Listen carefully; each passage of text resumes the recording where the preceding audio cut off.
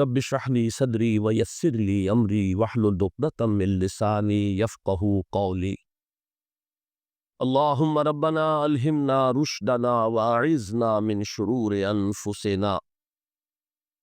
اللهم ارحمنا بالقرآن العظيم. اللهم اجعله لنا اماما ونورا وهدى ورحمة. اللهم ذكرنا منه ما نسينا وعلمنا منه ما جهلنا وارزقنا تلاوته آناء الليل وآناء النهار واجعله لنا حجة یا رب العالمین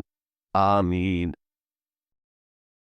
موت سے پہلے آدمی غم سے نجات پائے کیوں؟ ظاہر بات ہے جب تک زندگی ہے تو غم ہے، تو موت سے پہلے نجات نہیں مل سکتی۔ اگرچہ اس کے بعد کا اگلا مرحلہ جو ہے، جو حقیقت کو جاننے والے ہیں وہ تو جانتے ہیں کہ اس کے بعد تو غم کا اور بڑا کڑا مرحلہ آنے والا ہے۔ اب تو گھبرا کے یہ کہتے ہیں کہ مر جائیں گے، مر کے بھی چین نہ پایا تو کدھر جائے؟ اگر اللہ ہمیں معاف فرمائے، اپنی رحمت اور مغفرت سے ہمیں ڈھانپ لے، جیسے کہ حضور نے فرمایا اللہ یتغمدنی ربی برحمت، حضور نے فرمایا کہ کوئی انسان بھی محض اپنے اعمال کی بنیاد پر جنت میں نہیں داخل ہو سکے گا جب تک کہ رحمت خداوندی دستگیری نہ کرے۔ کسی صحابی نے بڑی ہمت کی، بڑے جرأت کا معاملہ کیا، پوچھ لیا کیا حضور آپ بھی؟ ظاہر بات ہے آپ بھی انسان ہے، آپ بھی بشر ہے،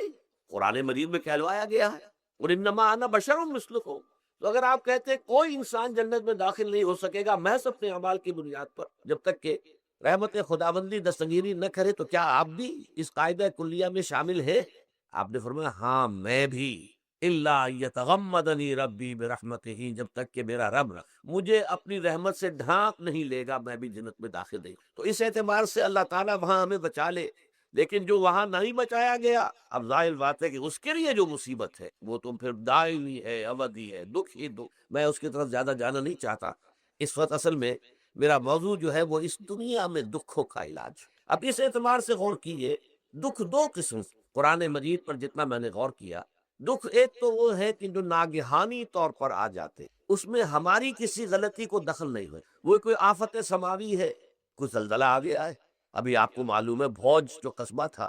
گجرات اسٹیٹ کا، انڈیا کا پورا ختم ہو گیا، اس میں بہت سے مسلمان۔ جب کوئی آفت سماوی آتی ہے تو وہ ظاہر بات ہے کہ پھر سب کے سب لوگ اس کی لپیٹ میں آ جاتے ہیں۔ زلزلہ آ گیا ہے، کوئی اور طوفان آ جائے، جیسا کہ کئی مرتبہ آپ نے اخبارات میں پڑھا ہوگا، اس سال امریکہ میں بہت طوفان آئے ہیں، مشرقی ساحل پر بار بار طوفان آئے، وہاں بھی لوگ مرتے ہیں، وہاں بھی چھتیں اڑ جاتی ہیں، وہاں بھی تباہی جو ہے آتی ہے۔ اس حوالے سے ایک تو ہے وہ ناگہانی آفات، آفت ارضی ہو یا آفت سماوی ہو، زلزلہ ہے یا آفت ارضی ہے، طوفان آ گیا ہے، کوئی سائیکلون آ گیا یا آفت سماوی ہے، یا کوئی آسمان سے بڑا سا پتھر آ جائے۔ آپ کبھی کبھی اخبارات میں پڑھتے ہوں گے کہ ایک بڑی چٹان پاس سے گزر گئی، بہت بڑی خلائی چٹان جو ہے زمین کے قریب سے ہو کر گزر گئی، زمین بچ گئی، ورنہ اگر وہ زمین سے ٹکرا جاتی تو نہ معلوم کتنا بڑا یہاں پر تباہی کا معاملہ، بڑے بڑے جو ہے شہاب گرتے رہے زمین کے اوپر، بڑی بڑی تباہی آتی رہی ماضی میں۔ تو ایک تو یہ ہے، اور ان میں بھی تقسیم کیجئے، یہ ناگہانی تکلیف، ناگہانی مصیبت، یا کوئی آفت سماوی یا آفت ارضی، اس کی بھی پھر دو قسمیں ہو گئی۔ ایک وہ کہ جو افراد کو متاثر، انفرادی سطح، آدمی سڑک پر جا رہا تھا، پیچھے سے آ کر کسی گاڑی نے ٹکر ماری، گر گیا، ٹانگ ٹوٹ گئی۔ اب ظاہر بات ہے کہ اس میں اس کا کوئی قصور نہیں ہے، یہ اللہ تعالیٰ کی طرف سے بات آ گئی ہے۔ یا یہ کہ کوئی اگر اجتماعی سطح پر آیا، جیسا کہ زلزلہ ہے، یا جیسا کہ کوئی سائیکلون ہے، کوئی بڑا طوفان ہے، بہت بڑے فلڈز آ گئے ہیں۔ اس وقت بھی موزمبیق میں بہت بڑا فلڈ آیا ہوا ہے، ساؤتھ افریقہ میں، اور افریقہ میں پچھلے سال بھی بہت بڑا فلڈ آیا تھا، بڑی تباہی آئی آ رہا۔ تو یہ آفت سماوی، یہ ظاہر بات ہے کہ اجتماعی سطح پر آتی ہے، بڑی بڑی مقدار میں اور تعداد میں لوگ متاثر، لاکھوں لوگ بے گھر ہو جاتے ہیں، ہزاروں آدمی مارے جاتے ہیں۔ پہلی شکل جو ہے دکھ کی، جیسا کہ میں نے عرض کیا، وہ ناگہانی دکھ، کوئی آفت ارضی، کوئی آفت سماوی، خواہ وہ انفرادی ہو خواہ اجتماعی۔ اس کے ضمن میں کیا علاج ہے؟ ظاہر بات ہے کہ اس کا علاج یہ تو نہیں ہو سکتا کہ آپ اس کو ختم کریں۔ انگریزی کا ایک محاورہ ہے، what cannot be cured must be endured۔ جو چیز جو ہے جس کا علاج نہیں ہو سکتا وہ تو برداشت کرنی پڑے گی۔ بعض بیماریاں بھی ایسی ہیں، ڈائبٹیز ہو گئی ہے، شوگر کا مرض ہو گیا، ڈاکٹر آپ کو بتائے گا نہیں بھائی اب یہ مرض جائے گا نہیں، اب آپ کو اس مرض کے ساتھ ہی اپنے آپ کو ایڈجسٹ کر کے اپنی غذا وغیرہ اس کے مطابق طے کر لیجیے، ورنہ یہ کہ یہ نہ سمجھیے کہ یہ مرض چلا جائے گا۔ تو what cannot be cured must be endured۔ لہذا ان آفت سماوی و عرضی، چاہے وہ انفرادی سطح پر متاثر کرتی ہوں انسانوں کو اور چاہے اجتماعی سطح پر، اس کا تو علاج ایک ہی ہے۔ عربی میں بھی ایک محاورہ یہ ہے کہ کسی نے پوچھا تھا کہ بچھو کے کاٹے کا کیا علاج ہے؟ البکاء الی الصباح، رات کو اگر کاٹا ہے کسی بچھو نے تو روزے رہو صبح تک، یہ علاج ہے اس کا، اور کوئی علاج ہے ہی نہیں۔ تو جو چیز لا علاج ہے اسے برداشت کر، گویا کہ یہاں جو اصل شے ہوگی کہ دنیاوی آفات، عرضی و سماوی آفات، ناگہانی آفات، ناگہانی مصیبتیں، ان کے ضمن میں ہمیں ایسی شے کی ضرورت ہے جو ہمارے اندر برداشت پیدا، اس کو جھیلنا آسان بنا، ہم اس کی وجہ سے بجھ کر نہ رہ جائیں، ہماری ہمتیں جواب نہ دے جائیں، ہمارا ارادہ ختم نہ ہو جائے، ہمارا حوصلہ پست نہ ہو جائے، بلکہ برداشت ہو، جھیلنا ہو، تحمل۔ ابھی بٹر صاحب کہہ رہے تھے اللہ تعالیٰ ذرا سا متحمل ہے، میں نے کہا یہ بہت غلط بات کہنا، اللہ بہت متحمل، وہ ذرا سا یوں سمجھیے کہ ان کے کہنے کے انداز میں یہ بات آ گئی،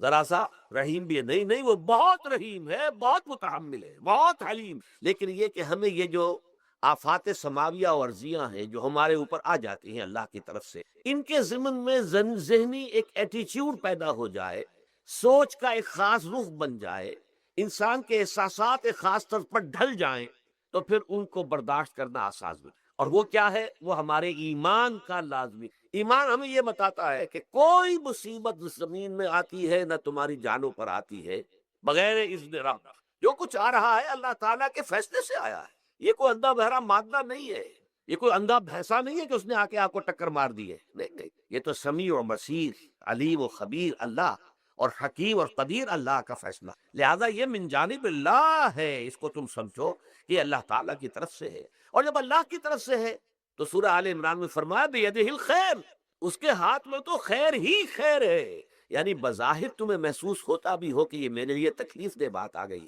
تو اس کو یوں سمجھو کہ اس کا نتیجہ جو میرے حق میں نکلے گا وہ خیر ہوگا۔ فوری طور پر تو تکلیف ہے، مجھے اچھی نہیں لگ رہی، ناگوار ہے، لیکن نتیجہ اس کا خیر نکلے گا۔ جیسے بچہ بیمار ہے، ماں اسے دوا پینے پر مجبور کر رہی، کڑوی دوا ہے، وہ تو سمجھتا ہے مجھ پر بڑا ظلم ہو رہا ہے، یا آپ لے گئے اسے ڈاکٹر کے یہاں ٹیکا لگوایا ہے، وہ تو چیخ رہا ہے، رو رہا ہے، لیکن آپ کو معلوم ہے، کاش اسے بھی معلوم ہو جائے کہ یہ میرے خیر کے لیے، میرے بھلے کے لیے، اگر اسے یہ معلوم اور محسوس ہو جائے تو اس کی تکلیف اس کے اندر بہت کمی آ جائے گی، وہ سہار لے گا، اس کو وہ برداشت کرے گا۔ اس حوالے سے اس کا جو ہمارے دین میں اس کا نام ہے، اس ذہنی کیفیت کا، ان احساسات کا، اسے ہم کہتے ہیں تسلیم و رضا۔ جو کچھ آ رہا ہے اللہ کی طرف سے آ رہا ہے، لہذا سر تسلیم خم ہے، اے اللہ ہم قبول کر، رضا، ہر حال میں تیری رضا پر راضی، جو تیرا فیصلہ ہے ہمیں بصر و چشم سے تسلیم و رضا، ہم بھی تسلیم کی خو ڈالیں گے، بے نیازی تیری عادت ہے، اللہ تو بے نیاز ہے، لیکن اے اللہ تو ہمارے لیے جو بھی تکلیف کا تو نے فیصلہ کیا، تسلیم کی خو ڈالیں گے، عادت پیدا کر لیں گے اپنے اندر کہ ہر چساقی ماریخ عین الطاف است، یہ میرا ساقی میرے پیالے میں جو کوئی ڈال دے اس کا لطف و کرم ہے۔ یہ مقام رضا ہے، یہ ایمان کا ایک ایسا تقاضا ہے کہ جس کو ہم کہیں گے ایمان کی حلاوت، ایمان کی مٹھاس۔ اگر آپ کا منہ کڑوا ہو جائے تو آپ چینی کھاتے ہیں تاکہ منہ کا ذائقہ ٹھیک ہو جائے، اگر تکالیف کی وجہ سے، دکھ کی وجہ سے آپ کے احساسات کے اندر کوئی خرابی پیدا ہو رہی ہے، یہ جو مقام رضا ہے یہ اس کے لیے قند ہے، یہ اس کے لیے چینی ہے، یہ اس کے لیے شہد ہے، یہ اس کی تلخی کو ضائع کر دینے والی شیء ہے کہ اللہ تیری رضا پر راضی، راضی برضائے رب۔ اب اس کے ضمن میں سمجھئے، یہ تو اصولی بات میں نے آپ کو بتا دی، اس کی تین کیفیات ہو سکتی ہے، کیوں اللہ کی طرف سے یہ چیزیں آتی ہیں۔ سب سے پہلی شے ہے، اب وہ جو آیات میں نے سنائی تھی وہ سن لیجئے پہلے ترجمہ۔ سورہ تغابن میں فرمایا ما صاب من مصیبت الا باذن اللہ، دیکھو کوئی مصیبت تم پر نہیں آ سکتی، نہیں آتی مگر اللہ کے اذن۔ ومن یؤمن باللہ، اور جو شخص اللہ پر ایمان رکھتا ہو، یہد قلبہ، اللہ اس کے دل کو ہدایت دے دے، اس کے دل کو سکون عطا کر، وہ راضی برضائے رب ہو، اس میں شکوہ نہیں رہتا، اس میں شکایت نہیں ہو، اس میں تلخی نہیں ہوتی، کیوں ہو گیا، کیسے ہو گیا، کیوں ہو گیا، نہیں ہونا چاہیے، نہیں، یہ سارا جو پیچ آدمی کھاتا رہتا ہے نا اندر ہی اندر، وہ جو پیچ کھا رہا ہے، یہ سب پیچ سے نجات نہیں۔ برو کشید سے پیچا کہ ہستمود مرا، کہ اگدہا کے مقام رضا کشود مرا، یہ پیچ کھانا جو ہے، پیچا کے ہستمود، اس سے اللہ تعالیٰ نے مجھے نجات دے دی ہے مقام رضا کے ذریعے سے۔ کتنے بڑے بڑے عقدے میرے حل ہو گئے اس مقام رضا سے، کہ اگدہا کہ مقام رضا کشود میرا، میرے تو بہت سے عقدے اس سے حل ہو گئے۔ اس حوالے سے ایک موٹی بات تو یہ ہو گئی، لیکن اب اس کو تین حصوں میں تقسیم۔ پہلی بات یہ کہ یہ اللہ کی طرف سے آزمائش کے طور پر، آزمائش، میرا بندہ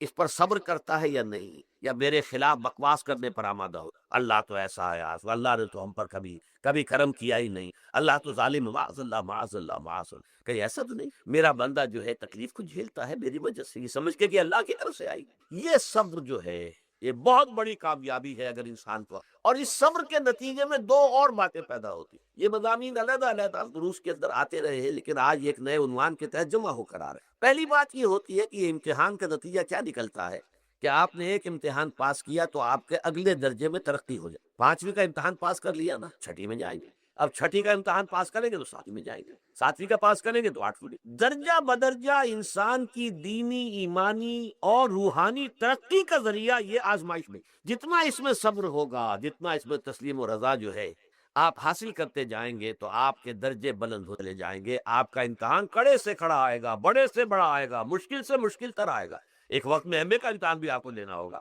ایک وقت میں ہو سکتا ہے پی ایچ ڈی کے لیے تھیسس آپ لکھے، پھر اس کے اوپر جو ہے ٹیم بیٹھی ہوئی اور آپ سے وہ بحث کرے، جرا کرے آپ سے، وہ بھی کرنا ہوگا۔ لیکن یہ کہ اگر پرائمری ہی میں فیل ہو گئے تو اس کا سوال ہی پیدا نہیں ہوتا کہ کبھی آپ ایم اے کا یا پی ایچ ڈی کا تھیسس بھی، اور اسی کو دوسرے انداز میں کہا گیا ہے قرآن مجید میں، وَلِيُبْلِيَ الْمُؤْمِنِينَ مِنْهُ بَلَاءً حَسَنًا، اصل میں ابلا کہتے ہیں، بلا یبلو جو ہے عربی زبان میں آتا ہے آزمانا، خلق الموت والحیات لیبلوکم ایکم احسن عملا، یہی معنی ابتلا کے، ابتلا یبتلی آزمانا، ابلا یبلی جو آتا ہے باب افعال سے، اس میں آتا ہے کسی کو کسی تکلیف میں ڈال کر اس کو نکھارنا، کہ اس کا جوہر نکھر جائے، اس کے اندر جو خیر ہے وہ اور چمک جائے، لوگوں کو بھی معلوم ہو جائے کہ یہ شخص اس مقام کا اہل ہے، اس کے اندر یہ صلاحیت ہے، اس میں یہ قوت موجود، تو یہ گویا کہ اہل ایمان کی صلاحیتوں کو نکھارنے کے لیے اور ان کے درجات کی ترقی کے لیے بھی اللہ تعالیٰ دنیا کے اندر یہ مصیبتیں اور امتحانات جو ہیں آزمائش کے حوالے سے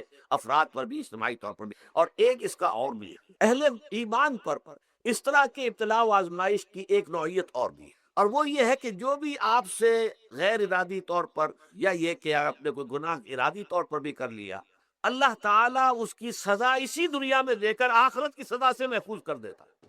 گویا کہ اس سے بڑا خیر کیا ہوگا؟ یہاں کی سزا کیا ہے؟ جھیل لی آپ نے، بخار آ گیا، ٹانگ ٹوٹ گئی، چلیے 3 مہینے آپ بستر پر پڑے رہے نا، اور کیا ہوا؟ کچھ نہیں، لیکن یہ کہ آخرت کی سزا ملتی، بہت عظیم، لہذا کفارہ بناتا ہے اللہ تعالیٰ، ان جو بھی گناہ ہو گئے ہیں، غلطیاں ہو گئی ہیں، ان کا کفارہ اللہ تعالیٰ بندہ مومن کے لیے، حضور کی ایک حدیث ہے، اس کا متن مجھے اس وقت یاد نہیں ہے، کہ مومن کا معاملہ عجیب ہے، اسے کوئی تکلیف پہنچتی ہے صبر کرتا ہے، وہ اس کے گناہوں کا کفارہ بن جاتا ہے، اور اگر کوئی خوبی ملتی ہے اس پر اللہ تعالیٰ کا شکر ادا کرتا ہے، اس کے درجات بلند ہو جاتے ہیں۔ تو یہ معاملہ جو ہے اللہ تعالیٰ کی طرف سے بندہ مومن کے حق میں خیر، کہ در حقیقت اس کے ان گناہوں کی پاداش کہ جو اس نے یہاں کر لیے ہیں، یہی دنیا میں دے کر دھو دیا جائے، پاک کر دیا جائے۔ جیسے آپ کو معلوم ہے دھوبی جو ہے کپڑے کو بٹی میں چڑھاتا ہے، گرم پانی میں ڈالتا ہے کہ نہیں ڈالتا، تاکہ اس کا میل نکلے، اس کے آگے پٹستا بھی ہے ذرا اس کو، تاکہ وہ میل اچھی طرح چھٹ جائے اس سے۔ اسی طرح اگر دنیا میں ہمارے میل چھٹ جائیں، دنیا میں اگر ہمارے گناہ دھل جائیں، تو یہ بڑے نفع کا سودا ہے، بڑے نفع کا سودا ہے، بڑے نفع کا سودا ہے۔